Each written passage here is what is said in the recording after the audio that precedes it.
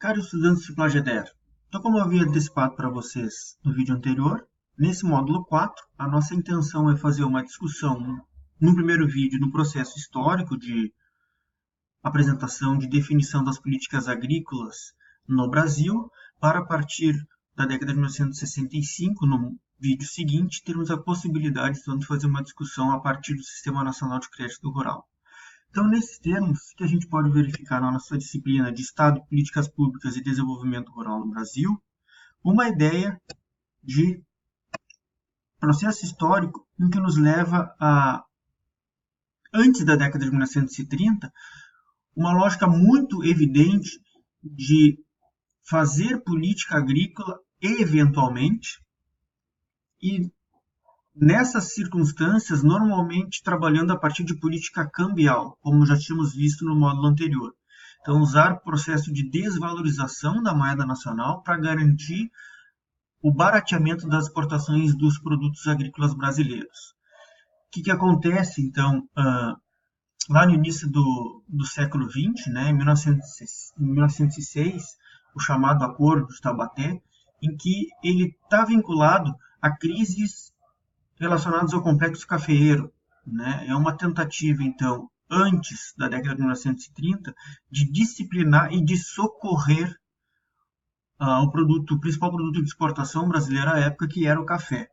Então, até 1929, né, a gente pode observar frequentes crises do complexo cafeeiro, muitas vezes vinculadas a problemas de superprodução e, como consequência disso, insuficiência de demanda agregada no mercado internacional, processos e tentativas de valorização do café, aliado a isso também regulares compras governamentais para tentar diminuir a oferta de café no mercado internacional, financiamentos feitos com recursos externos, né, com aquele mecanismo que era usado de tarifação, que desse conta, então, de transferir recursos do Tesouro Nacional para o complexo cafeeiro, e, como eu tinha antecipadamente comentado com vocês, recorrentes processos ou decisões sobre desvalorização cambial para manter o café barato para o comércio internacional. A partir da década de 1930, né, com a ascensão então do Vargas como presidente do Brasil, já começam a surgir mais evidentes políticas de intervenção direta do governo sobre a produção agrícola. A gente sabe que é um contexto em que existe uma forte mudança, então, na lógica de intervenção governamental em diversas áreas da economia nacional, incluindo aí a área agrícola. Vou citar dois exemplos, né, em que a gente observa que existe, então, uma intervenção, uma ação governamental. A gente pode relacionar, então, a criação do Instituto do Açúcar e do Álcool e do Instituto Brasileiro do Café. A intenção-chave era justamente proporcionar, né, o controle da oferta e fazer uma política de preços que garantisse, então, estabilidade de preços do açúcar e do café, uma evidência mais forte para o caso do café. E a partir de 1933, a ideia do crédito rural já fica mais evidente, já começa a ser mais disciplinada, estabelecendo então crédito de uma taxa de 6% ao ano para o crédito agrícola. Aliado a isso, né, passa a ser uma característica, uma responsabilidade específica por parte do Banco do Brasil, a ideia de coordenar o crédito agrícola brasileiro, né, não somente com crédito agrícola, mas também com crédito industrial, e as principais fontes dos recursos para essa chamada carteira de crédito agrícola e industrial do Banco do Brasil foram os próprios encaixes do Banco do Brasil, recursos obtidos a partir de redescontos de contratos de financiamento, né?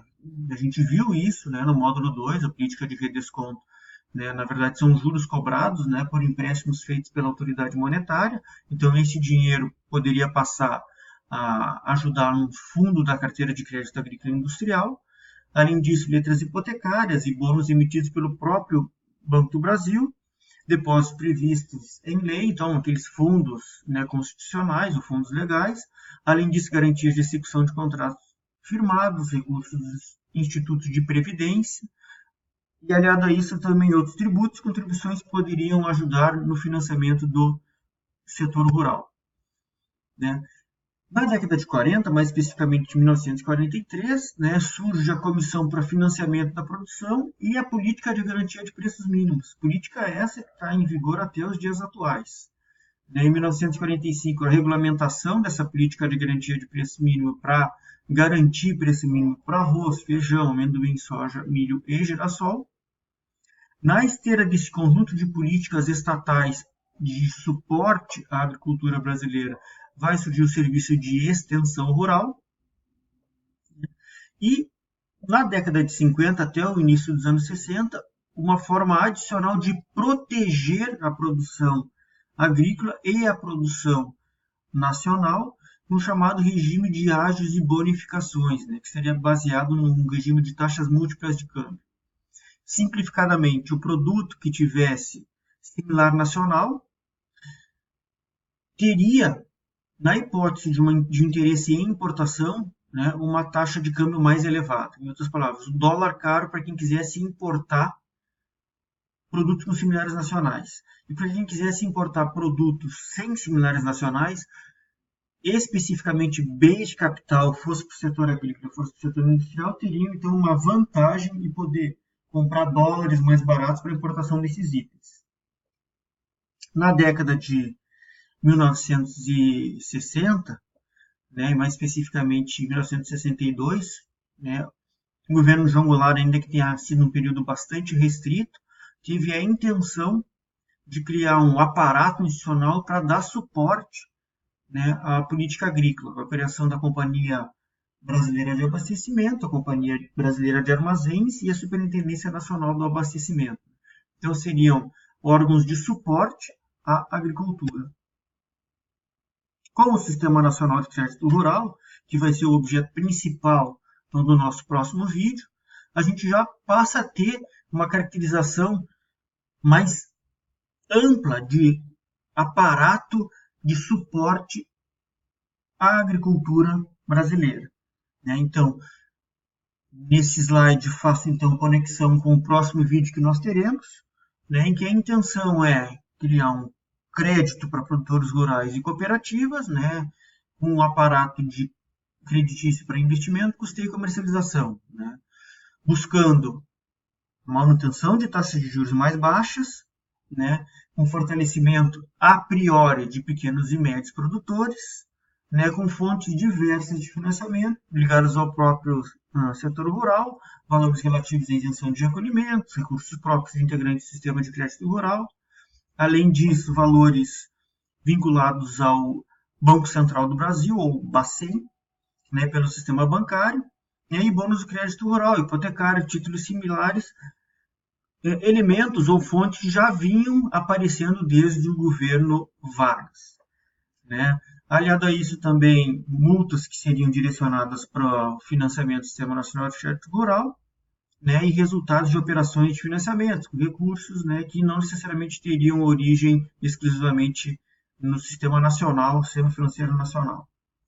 Sendo que a principal fonte acabaria por ser as aplicações compulsórias. O que significa isso? A gente viu isso no módulo 2, que dentro da política monetária, as aplicações compulsórias são aqueles depósitos que precisam ficar necessariamente guardados nos bancos comerciais para evitar uma livre multiplicação dos meios de pagamento por esses bancos comerciais que pudesse gerar eventualmente alguma crise dentro do sistema financeiro nacional. Então, para o próximo vídeo, a gente vai poder perceber essa constituição do Sistema Nacional de Crédito Rural e os seus efeitos até o momento atual, fazendo uma seguinte referência, que é o link para o próximo vídeo.